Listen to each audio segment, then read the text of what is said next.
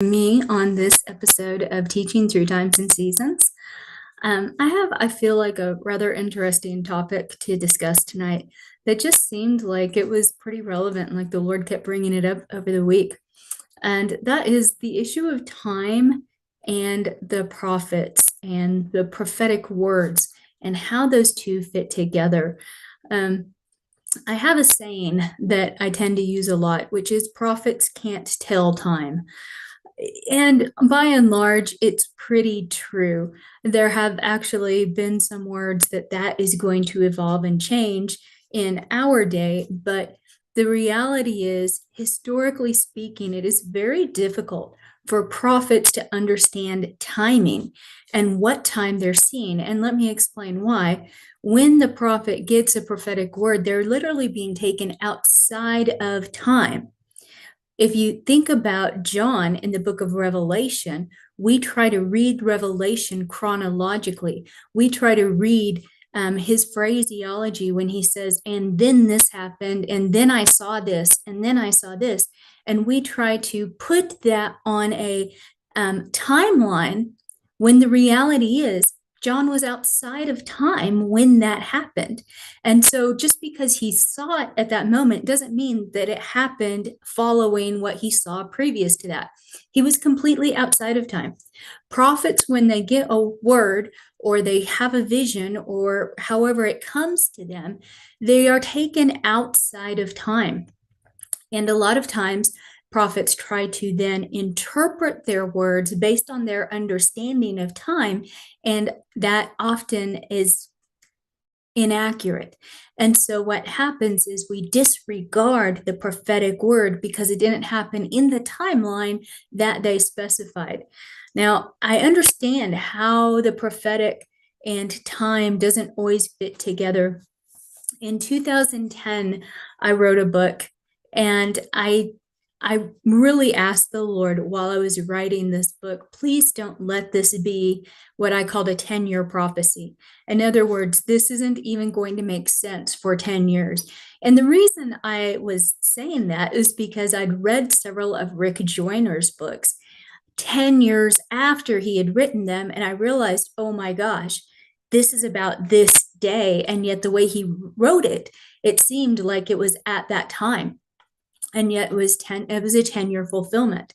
Well, when I wrote When Kingdoms Collide in 2010, it really began to come into clarity then in 2020. So sure enough, it was a 10-year prophetic book. And even though I pretty much knew that's the way it would be, there was a few things that shocked me. In 2020, the Lord told me to go back and read my own book.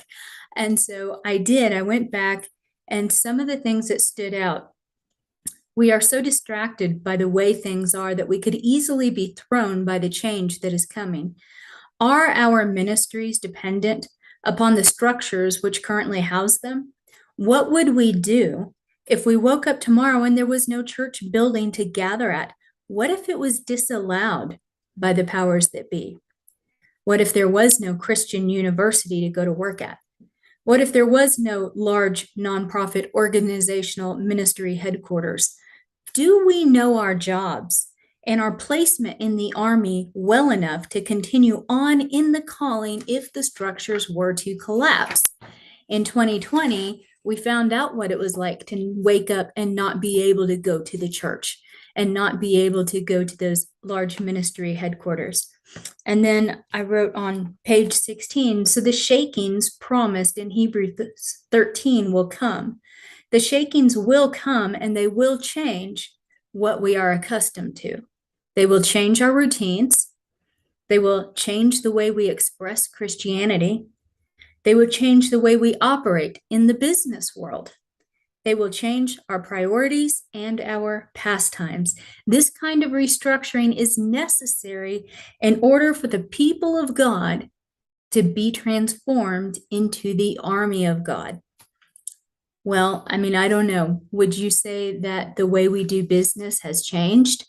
I feel like it has. I remember the day when the very idea of being able to work from home was like only for the highest most elite of the world, and it was like a dream, that we could actually work from home. And there came a day when you were only allowed to work from home. You weren't allowed to go into the office. And how many businesses, a huge percentage, have continued to structure their businesses that way so that people aren't coming into the office, at least not on a daily basis, that they primarily do work from home. So much of our structure and routines and business dealings have changed and will continue to change. Certainly, we know we're seeing changes in the areas of currency, etc. There are things that are still changing. There are shakings that are still going on. And this kind of change is necessary in order for the people of God to be transformed into the army of God. So I was sharing all that to get to the point that there are things that we say that we can't really put our finger on what or when that applies. Now, this past week, a prophetic word from Lana Vawser. I'm sure many of you are familiar with Lana Vawser, but one of her words that she'd written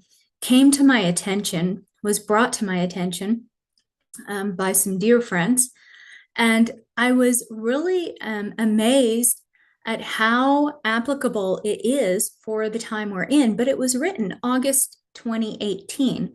So 4 years ago now, she wrote this word. And so I wanted to look at this word for a couple of reasons. Number one, I feel like it needs to be brought to our attention again at this moment in time so that we can derive the encouragement that it provides, so that we can feed off of the instruction that's in that word. But also, I wanted to do a little bit of a case study on what a prophetic, what are some signs of a prophetic word that was given, in a sense, ahead of its time, before its time, right? But I did also want to give some biblical examples. Much of what Lana wrote about, and as I said, this word was written August 30th, 2018, and I will put a link somewhere in the description so you guys can go read it in its entirety. It's pretty lengthy. I'm definitely not going to read all of it, but I want to refer to parts of it, and then you guys can go and read it. And it's entitled "The Gates of Victory Are Now Open." But she spoke in the past tense throughout a lot of this word. Things that, well, this has happened to you, and this has happened to you, and this has happened to you.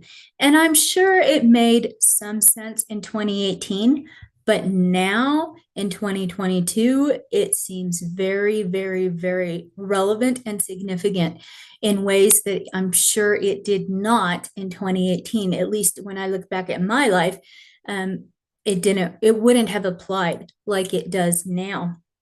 But there's biblical examples of that as well. And a perfect one is Isaiah's reference, as he said, speaking of the Messiah who was to come, he said he was wounded for our transgressions, and by his stripes we were healed. He speaks of Jesus' crucifixion in the past tense, yet here he was quite some time before Jesus' birth. And it's accurate in the sense that Jesus is the lamb that was slain from the foundations of the world, correct? So in a spiritual sense, of course, outside of time, that Jesus' sacrifice and crucifixion had already taken place, and the blood was already applied. That's why the blood of lambs and goats and sacrifices in the Old Testament could be effective, because it was really just a representation of the blood that Jesus had shed, even though in time it had not happened yet. This is outside of time. So Isaiah was taken outside of time, and he saw this in the past tense. So therefore he said he was wounded for our transgressions, and we were healed. And that's true. The graces of the Old Testament are dependent upon something that happened within time, because they were applied at the foundations of the world, because God is outside of time. So the Psalms are prophetic intercessory worship. The Psalms are some of the most prophetic, I mean, just, oh my goodness. The prophetic worship that came out of the Davidic tabernacle is just mind blowing. The things that David and others sang about in a worship probably had no idea what they were really saying, and yet prophesied thousands of years into the future. And much of that is still coming to pass.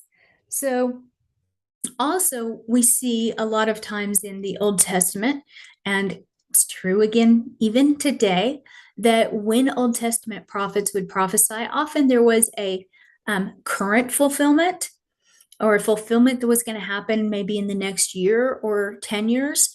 And then there was a fulfillment that was going to happen. Often, many of those were messianic in nature. So they were going to happen at the birth, death, life of Christ.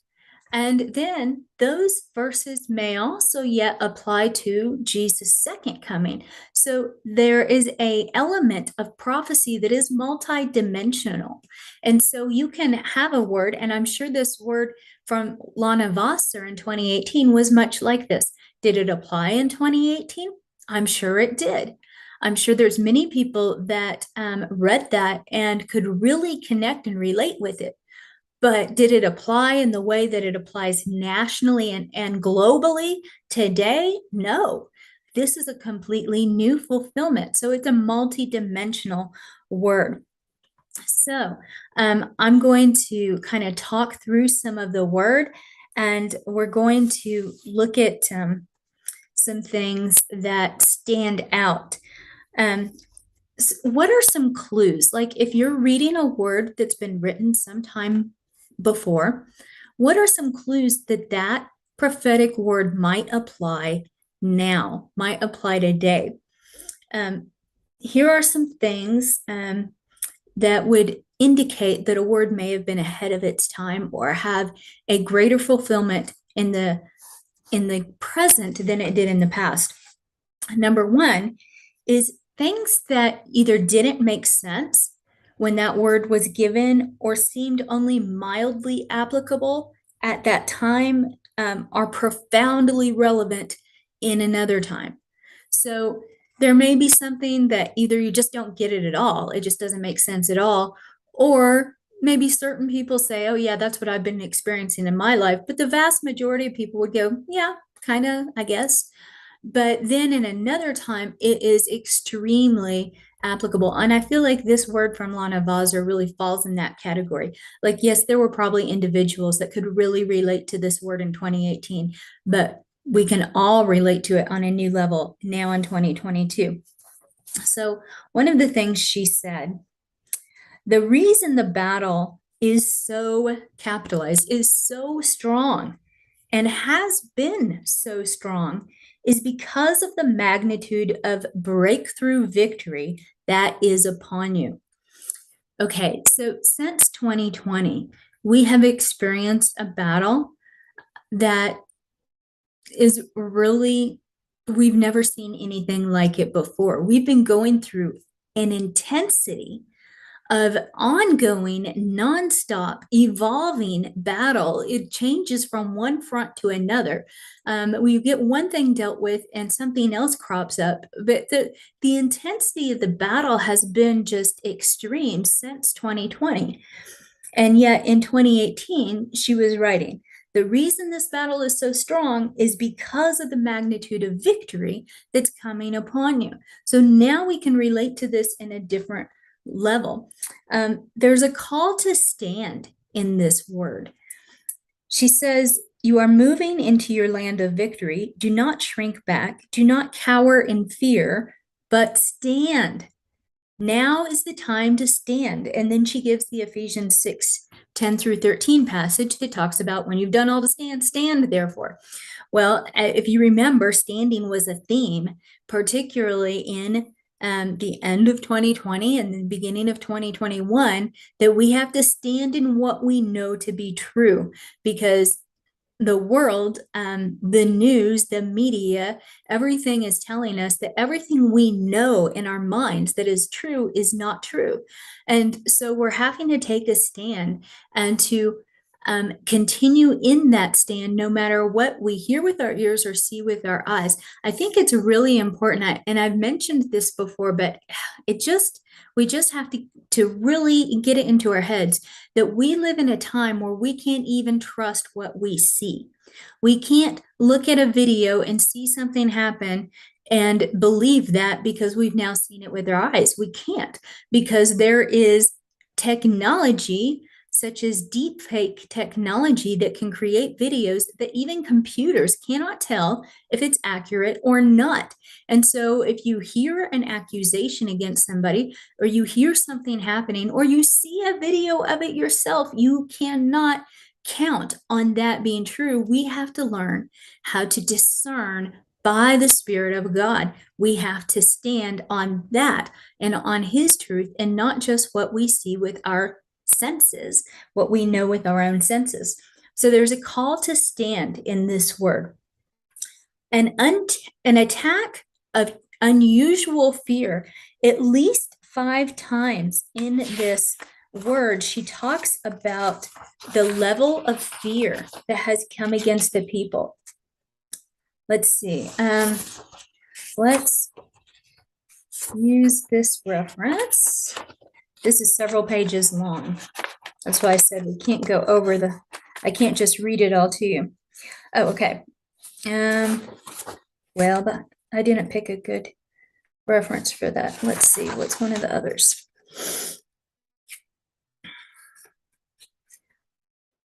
The enemy has been working hard.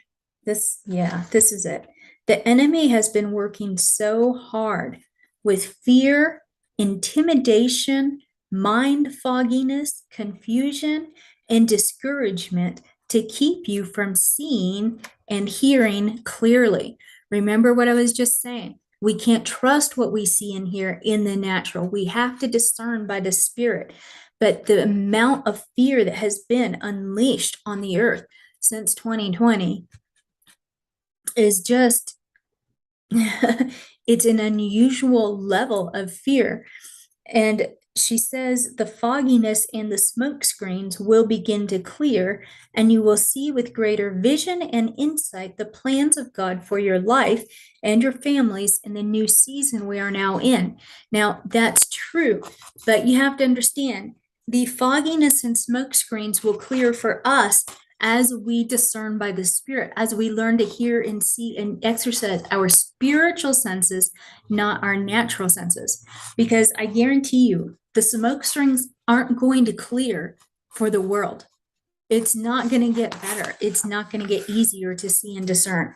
This is only by the Spirit that we can begin to step into these promises. But we are experiencing a level of fear much more so now than we did in 2020, an attack of fear that has come against the entire world. And say, another thing that she mentions that we can just look at and go, oh, that speaks to us now in a way it did not speak to us in 2018, is she makes a reference to the turnaround. How many of you have heard the phrase, the turnaround? The turnaround is a big thing that the Spirit is talking about right now, that prophets are talking about, that people are talking about. And she says in this word, you are in your turnaround place. Now, I don't remember that being a particularly heavy word in 2018, but right now, the turnaround makes a lot of sense. We know what God is talking about when He says the turnaround, right? So those are some things that make sense to us now on a completely different level than they did 4 years ago.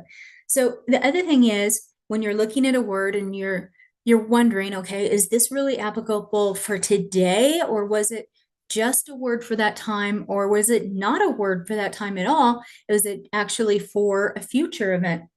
And I do want to point out the way Lana phrased this prophetic word. She simply gave it as she saw it. She did not put any timestamps on it. She did not say, in the next 6 months. She didn't do any of that. So there's nothing to contest with here and say, well, she misinterpreted or labeled this wrong. No, she just gave the word. It just happened to be one of those words that, as I said, applied at the time, but boy, does it apply on a different level now. So one of the things you want to look for is repetitions or themes in a word, and how they correspond with the current themes in our culture and what's going on now. So there's at least 4 of those themes in this word that she gave that speak to us again on a completely different level. And the one that really stands out to me the most, because it's been a word the Lord has spoken to me to share with the intercessors, everybody really, but especially the intercessors. She uses this repetitiously throughout. At least 3 times she says this phrase that she heard God saying, "You won and you win. You won and you win." Now, I think I only shared, I think I only shared this word on my Fast Forward Intercessory page on Facebook. Well, we have a group of people that were specifically praying for the elections in 2020, fasting and praying every Tuesday for 12 weeks for the elections. And of course, praying for righteousness, praying for life. Praying, I mean, everything we were praying about was really to see a culture of life restored to our nation. And so I I taped a video then and just put it on that page, or I think I might have put it on the Incense Arising page as well, because many of them were praying along with us at the same time for the elections. But those who were praying in 2020, there was such a burden on my heart. In 2022, when Roe v. Wade was overturned, I had to get on there and tell these intercessors that had cried out day and night, that had fasted, that had changed their priorities, their schedules, and their lifestyles in order to hit their faces, get on their knees, and to call out and cry out to God for the salvation of this nation and the earth. And I had to get on there and tell them, "You won. You won," because I feel like that it hasn't been widely recognized because the victory was so far removed from the battle. We really fought the battle in 2020. And in 2020, it occurred, it really happened. Second Chronicles 7:14 really came to pass that the people humbled themselves and prayed and turned from their wicked ways, and God released healing to the land at that moment. But we didn't see it happen until 2022. So it's really important for us to say, "You won." You won. God is victorious. You are victorious, and God is faithful. You're victorious and God is faithful, because those are the accusations that came from the kingdom of darkness against the intercessors and everyone that were taking a stand for righteousness at that time, is that they were not victorious, that they were defeated, and that there was nothing they could do to change circumstances, and that God wasn't faithful to his word. So we had to reveal that. You won and you win. So, and that's exactly the point, is because we can look back and say, "Hey, we prayed, we humbled ourselves, we fasted, we did everything we knew to do. We quoted the scripture, we sought God, we repented, we did all that we knew to do, and God came through." And what that tells us is he'll come through again. As we continue to press into him, he will continue to pour out his spirit. We don't have to live in defeat. And the message is, you won and you win. Now, that word in 2022 makes a lot more sense than it made in 2018. So that's one of the repetitious themes throughout this word that she gives. Now, you will definitely recognize this second theme that I'm going to refer to. But she at least 6 times refers to the blood of Jesus and or communion. And this is what she says. "I have mentioned in previous words recently that taking communion is crucial right now. And I want to remind you of that again. Taking communion is a vital key to breakthrough and seeing the manifested victory of Jesus in your life." So here we are in the 4th quarter of 2022, and we've been doing this extensive series on the Great Communion Revival and unfolding prophetic words that apply to the Great Communion Revival, seeing how Lou Engle has been carrying this burden for the Great Communion Revival for 20 years, which is just now beginning to truly break open. And we're actually seeing, I can't get ahead of myself because I'm not done with the series. There's some things I still have to talk to you guys about. And so I'm not going to give it away just yet, but we are seeing it happen. We're seeing some of those things that we've been talking about in these recent videos that God would release on the earth through communion actually manifesting. The Great Communion Revival, my friends, is beginning. It is happening, and there are miracles taking place even now. So she talks about this, how vital, how important communion is. Now, did that make sense in 2018? I'm sure it did. It certainly did to some of us that had been hearing a little bit from the Spirit about it, but does it make sense now? Oh, on a whole new level. Yeah, it really makes sense now. The third theme that is repetitious throughout this word is, and she says this 6 times, you will write about this. You will write about this. Now, what does that mean? Well, that's a reference, an indication of the unprecedented historical times that we're currently living in. Since 2020, the word unprecedented has just been like a common household word. We use it all the time because everything we've encountered has been unprecedented. It's historical in nature. And so, yeah, we are living in a time that history will record. And so she's saying you will write about this, and that you're going to write about how you overcame. You're going to write about God's faithfulness. Through all of this, you're going to write about the things that God did and released in the midst of this storm and warfare and chaos. You will write about this.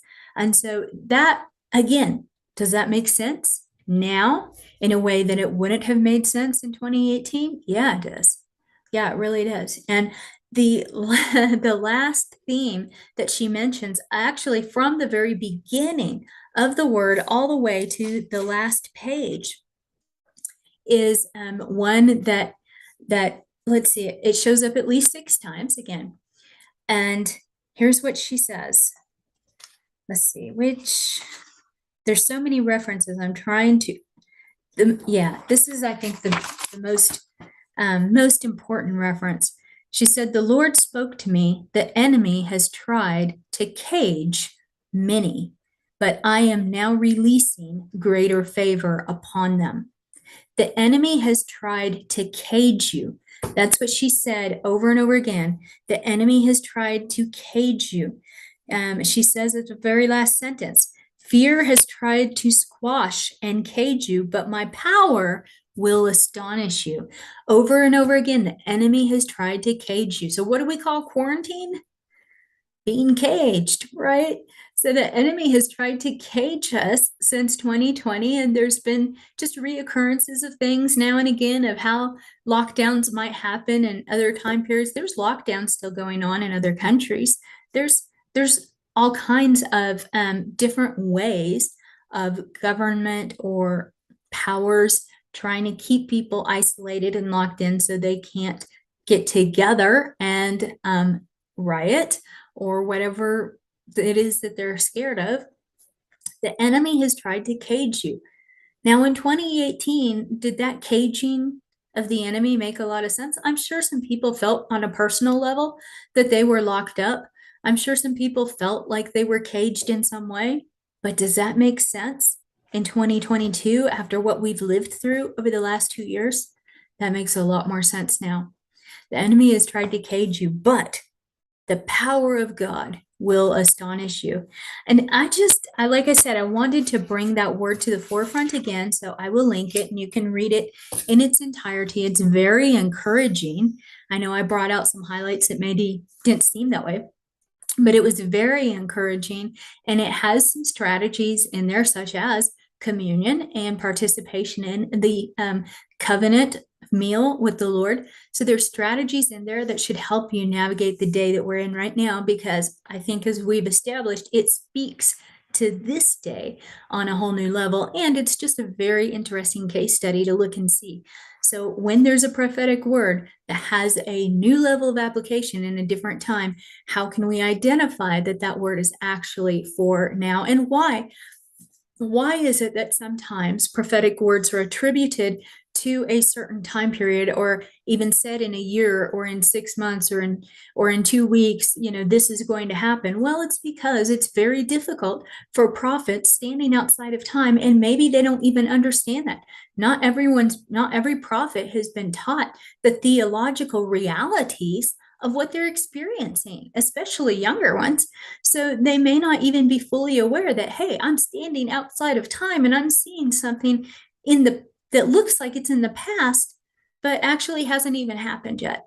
So of course they might attribute it to, and I can't begin to convey to you the sense of urgency that usually comes, sense of urgency or even immediacy that comes with a prophetic revelation. So you just know that this is going to happen soon. And by soon, I mean tomorrow. But it's because of where you were standing when you saw it, because of the fact that you were outside of time, and it's true and it's going to happen. And so it comes with this level of urgency and immediacy that you try then to put into the English language. Because again, this stuff doesn't come in English. Most often you're not given, I mean, it happens sometimes, write these words and you are given exact words to write down. But most often it's a sense, it's an awareness. It's things you see and hear and smell, and you try to put that into words that people can understand. And so have some grace. Have some grace on the prophets that they might have difficulty conveying to you what they see in eternity and bringing that back into time. A lot of times they, don't necessarily translate it very well into our natural realm. So I hope that was helpful, interesting. Certainly is a good study on prophetic words and how they can apply in different times in our history. So we will see you next time on Teaching Through Times and Seasons.